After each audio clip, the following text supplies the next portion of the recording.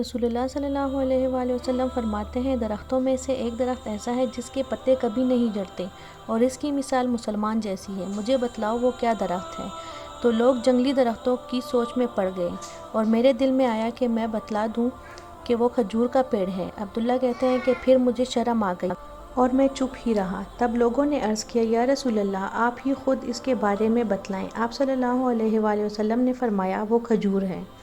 عبداللہ کہتے ہیں کہ میرے جی میں جو بات تھی وہ میں نے اپنے والد عمر رضی اللہ تعالیٰ عنہ کو بتلائی۔ وہ کہنے لگے، اگر تو اس وقت کہہ دیتا تو میرے لیے یہ ایک قیمتی سرمایے سے زیادہ محبوب ہوتا۔ صحیح بخاری، حدیث نمبر 131۔